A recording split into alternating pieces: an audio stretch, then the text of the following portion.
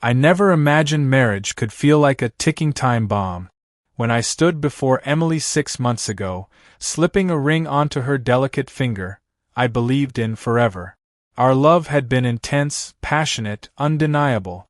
Every touch, every whispered promise felt like poetry written in fire. She was everything I had ever wanted, sharp-witted, breathtakingly beautiful, and irresistibly alluring. The kind of woman who could silence a room with a single glance. My heart had belonged to her from the moment we met, and I was convinced she felt the same. Our honeymoon phase was nothing short of bliss. Mornings filled with soft kisses, evenings drowned in laughter, nights consumed by untamed hunger for each other.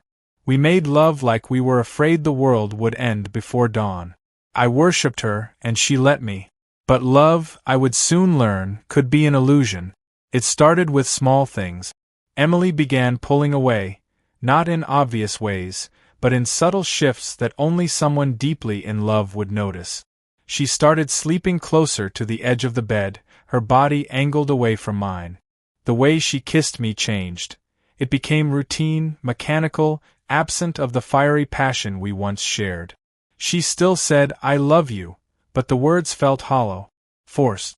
Then, one evening, as we sat across from each other at dinner, she dropped the words that shattered everything. "I think we need a break." I nearly choked on my drink. A break? From what? "Marriage," she said, stirring her soup as if she had merely suggested switching dinner options. I stared, waiting for her to laugh, to tell me it was a joke.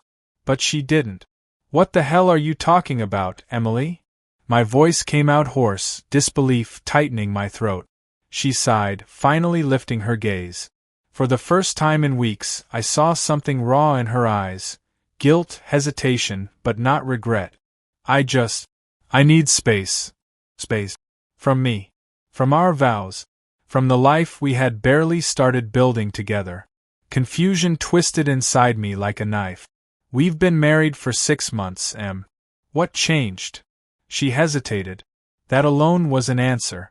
"Nothing changed," she whispered, placing her spoon down. I think I rushed into this. Maybe I wasn't ready." Wasn't ready? Then why had she said yes? Why had she cried happy tears at our wedding, danced with me under the stars, clung to me at night as if I was her entire world? I clenched my jaw, trying to keep my emotions in check. So what? You wake up one day and decide you don't want to be married anymore. "It's not like that," she insisted, reaching for my hand. I pulled away. "Then explain it to me." She sighed again, pressing her temples. "I don't know how to. I just know I need time to think." Think about what? About whether she wanted to keep being my wife. About whether she still loved me. My stomach churned, dread settling in like a dark cloud. "I don't understand," I admitted, voice quieter now. "We were happy. Weren't we?" She hesitated again. That hesitation broke me more than her words. "I thought we were," she murmured. "But maybe I was wrong." The air left my lungs. Maybe I was wrong. 7 months ago, I had gotten on one knee, believing this woman was my future. Today, she was telling me she wasn't so sure. The worst part? Something in her tone, something I couldn't quite name, told me this wasn't just about uncertainty. There was something else. Something she wasn't saying. And I intended to find out what. Numbness settled in after Emily's confession. I wanted to believe her words, that she needed time, that this was just a phase, a fleeting moment of doubt. But deep down, instincts screamed otherwise. Something wasn't right. Our love hadn't just vanished overnight. It had been real, intense, consuming, undeniable. You don't wake up one morning and decide to walk away from something like that. Unless you were never truly invested in the first place. The thought gnawed at me. Emily still lived in our home, but she was slipping further away each day. She spent less time with me, more time staring at her phone, replying to messages she never explained. She came home later than usual, citing work dinners, or catching up with old friends. I wanted to believe her. I wanted to be the kind of husband who trusted without question. But suspicion had taken root, and it was growing fast. One night, she stepped out of the bedroom, her phone clutched tightly in her hand. I pretended to be asleep, listening as she whispered into the device. "I just need more time. No, he doesn't know anything. I promise I'll fix it soon." A cold sensation ran down my spine. Who the hell was she talking to? I waited for her to return, forcing my breaths to remain slow and steady. The mattress dipped beside me, but her body never pressed against mine. She lay on the far side of the bed, as if we were strangers. The next morning, I decided I couldn't ignore it anymore. I needed answers. That afternoon, I left work early, determined to see what Emily was really up to. She had mentioned dinner with her cousin, but when I checked the cousin's Instagram, there was no sign of Emily. My gut twisted. I drove toward the part of town she had been frequenting lately, parking discreetly near an upscale restaurant. My breath hitched when I saw her step out of her car, dressed in a way she never dressed for me anymore. Tight black dress, heels that made her legs look endless, lips painted deep red. She wasn't meeting her cousin. Then, he appeared. A man, well-dressed, confident, with the kind of arrogance that suggested he knew exactly what he was doing. He placed a hand on the small of her back, guiding her toward the entrance. She smiled. Not a polite smile. Not a forced one. A smile I recognized. One she used to give me when she was deeply, genuinely happy. Something inside me snapped. The woman who had sworn to love me was smiling like that for someone else. I gripped the steering wheel, torn between storming inside and confronting her or playing the long game. Anger demanded I act now. But logic whispered patience. I needed to know everything. So instead, I watched. I watched as they dined, as she laughed at his jokes, as their hands brushed across the table like lovers sharing a secret. I watched as she stood close to him outside, lingering just long enough for it to mean something. And as she got into her car, completely unaware that I had witnessed her betrayal, I knew one thing for certain. This wasn't just Emily having doubts. This was a plan. A setup. And I was the fool who had walked straight into it. I drove home in silence, my knuckles white against the steering wheel. Rage and disbelief tangled inside me, fighting for control. I had seen it with my own eyes. Emily, dressed to kill, her smile brighter than it had been in months, leaning into another man like she belonged to him. My wife. The woman who had vowed to love me, to stand by me. Had it all been a lie? By the time she arrived home, I had forced my emotions into a mask of indifference. Confronting her now would be pointless. She would lie, twist the truth, gaslight me into believing I was imagining things. I needed more than just my eyes as proof. She walked through the door, her expression unreadable. "You're still up?" she asked, slipping off her heels. "Couldn't sleep," I muttered, watching her closely. Her dress hugged her in all the right places, her lips still painted that deep shade of red. That color used to be for me. Now it was for someone else. She didn't rush to shower. Didn't act nervous. She was comfortable in her deception. I had to play it smart.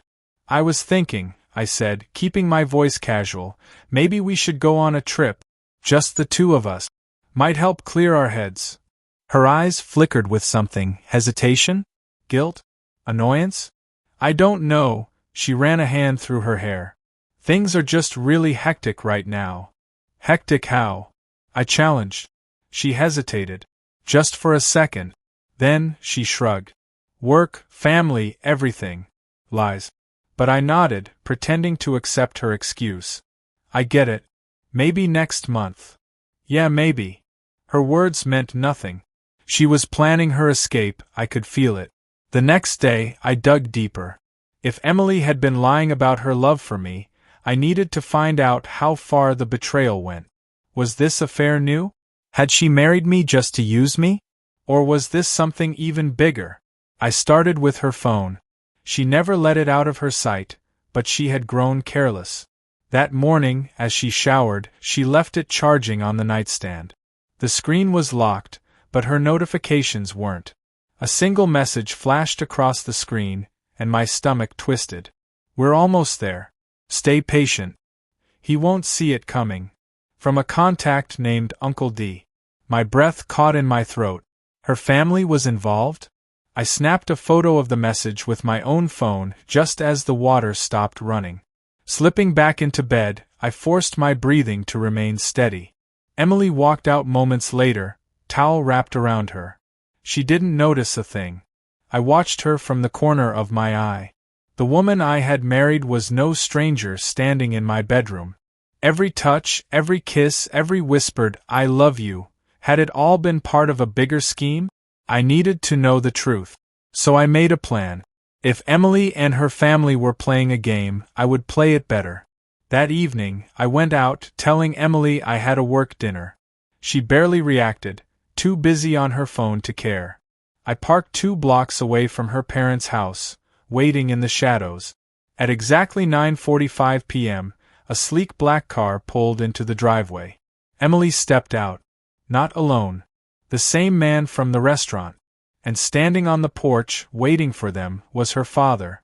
A sickening realization crashed over me. This wasn't just an affair. This was something far worse. And I was about to uncover a betrayal bigger than I had ever imagined. A chill ran through me as I sat in my car, concealed by the night, watching the scene unfold. Emily, my wife, stood between her father and the man she had been meeting in secret. They talked in hushed tones, their body language too relaxed, too familiar. This wasn't just an affair. This was a plan. For months, I had been agonizing over what went wrong in my marriage, searching for answers. Now, the truth stood in front of me, clear as day. Emily never intended to stay with me. She had used me. But for what? I gripped my phone, steadying my breath, and started recording. I wasn't leaving this night empty-handed. Emily's father, James Coleman, was a man I had always respected.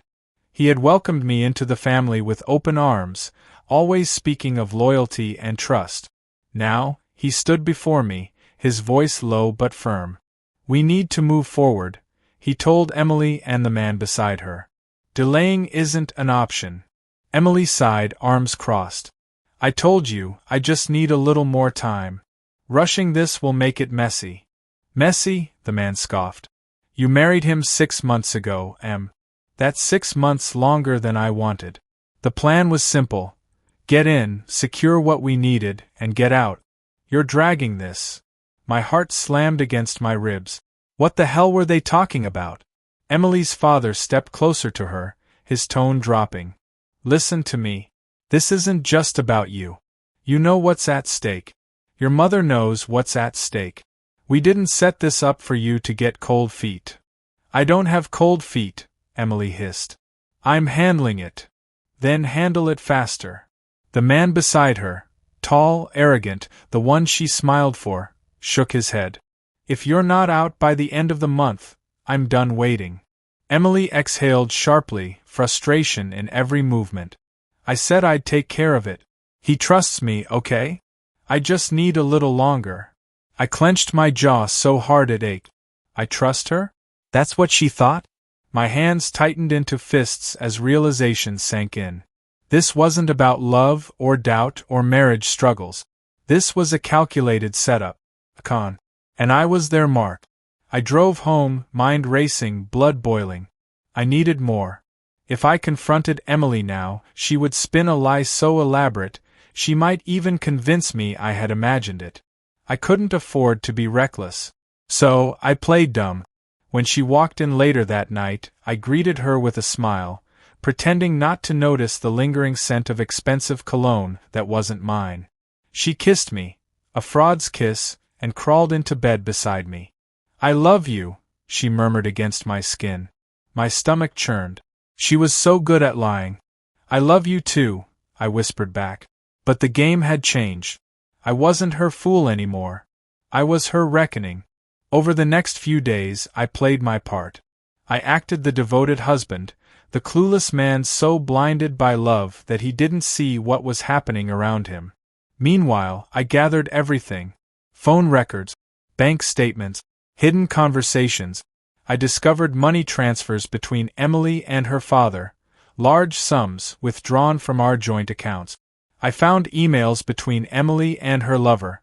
His name was Nathan, and he wasn't just some random fling. He was the one she was supposed to be with all along. And then I found the worst piece of the puzzle. A document. One I had apparently signed. It was a business transfer. They weren't just trying to steal my money. They were trying to take everything I owned. My company. My assets. They planned to leave me with nothing. Emily had married me for this. Not love. Not commitment. A calculated betrayal designed to destroy me. I stared at the papers, my pulse hammering. They had underestimated me. They thought I was weak. They thought I wouldn't fight back. They were wrong. Because now, the real game begins. The weight of betrayal no longer crushed me, it fueled me. Emily, her family, and her lover thought they had everything under control. They assumed I was nothing more than a naive husband, blindly walking into their trap. They were about to learn just how wrong they were. I spent the next few days moving in silence, gathering proof, calling in favors, setting the stage for what would be the perfect downfall. I wasn't just going to expose them. I was going to make them beg for mercy. The first step was my company. Emily and her father had forged my signature on documents that would transfer ownership of my business. If they had succeeded, I would have woken up one day with nothing. No assets, no control, no legal claim. They had planned this for months. I called my lawyer, Jackson, a sharp, ruthless man who didn't play games. I need you to pull every document with my signature in the last year, I told him. Especially anything Emily or her family was involved in. Within hours, he confirmed my suspicion. They forged your signature, Jackson said. And not just once. They've been moving assets quietly, setting up offshore accounts. You're looking at a full-scale fraud operation. Rage burned through me, but I forced myself to stay cold. I need you to put a freeze on everything, I said. No transfers. No access. Not even a cent moves without my approval. Jackson let out a low whistle. They're gonna lose their minds when they realize they're locked out. That's exactly what I wanted. Step 1. Take away their power. The second step was Emily herself. I needed her to believe everything was normal, to keep her guard down while I destroyed everything she had built. So, I played my role. I kissed her in the mornings, told her I loved her at night.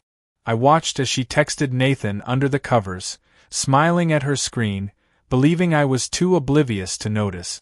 She had no idea I had already cloned her phone. Every message, every secret conversation, I saw it all. Nathan, how much longer? Emily, almost done. He has no clue. Nathan, we should speed it up. I don't trust this. Emily, trust me. He's a fool. I nearly laughed out loud. A fool? No, Emily.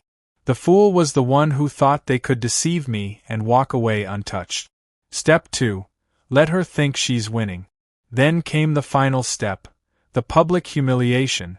I planned it carefully, a dinner at her parents' house. She thought it was a normal night. I told her I wanted to reconnect, to talk about the future. She bought every word. I arrived early, setting up my hidden surprise. A small camera, placed in a decorative vase in the dining room, broadcasting live to my entire legal team. If they wanted to play dirty, I would play filthy. Emily sat beside me, her hand resting on my thigh, her fake affection dripping in every word. Her father, mother, and Nathan sat across from us. They had no idea I knew everything. I raised my glass, smiling.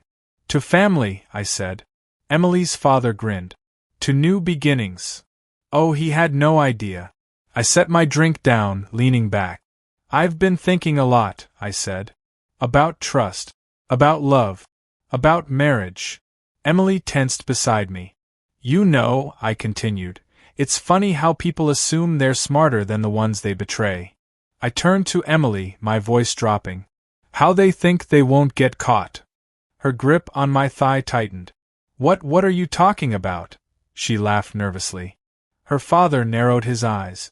Nathan stiffened. I pulled out my phone, tapping the screen.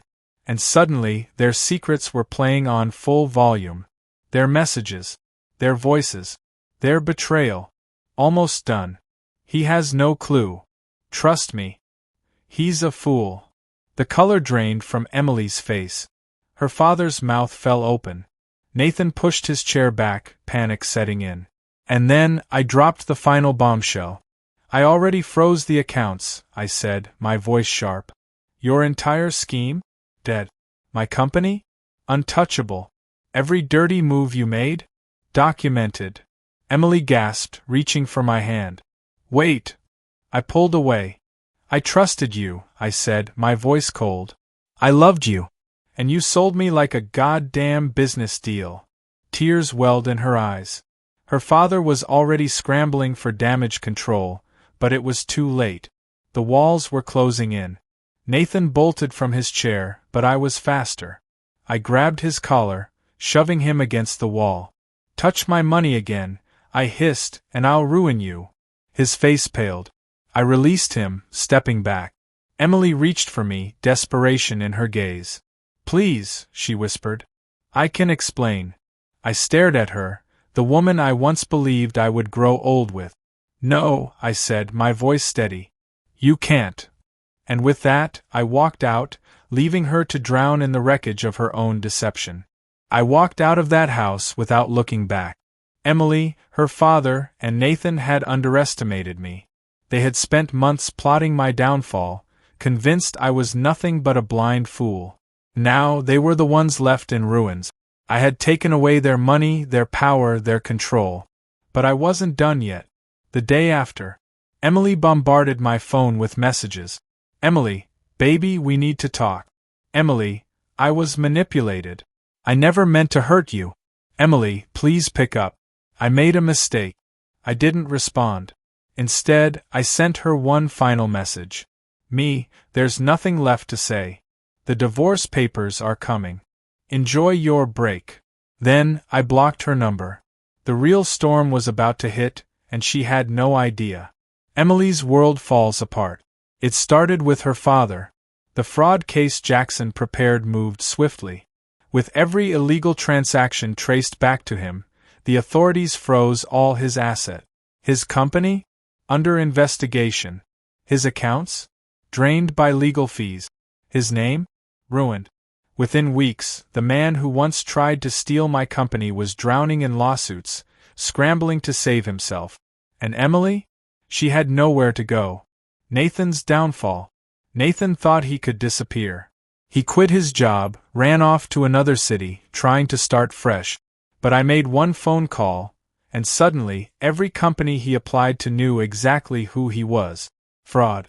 Theft. Betrayal. No one wanted to hire a snake. Last I heard, he was living out of a cheap motel, begging for work. Poetic justice. Emily's desperation. One evening, I found her outside my apartment, soaked in rain. Mascara streaked down her face, her once perfect confidence now shattered. I didn't feel sympathy. I felt nothing. She looked up at me with pleading eyes. I lost everything, she whispered. I was stupid. I should have chosen you. I leaned against the doorframe, arms crossed. You did choose, I said. You chose greed. You chose betrayal. She wiped her tears. I thought you were weak. I laughed, shaking my head. That was your biggest mistake. She reached for me, but I stepped back. No second chances, Emily. And then I closed the door. The new beginning. I moved forward, rebuilt my life. And as I watched Emily, Nathan, and her family drown in the consequences of their own actions, I realized something. Revenge wasn't just about making them pay. It was about taking back my power. And I had never felt stronger.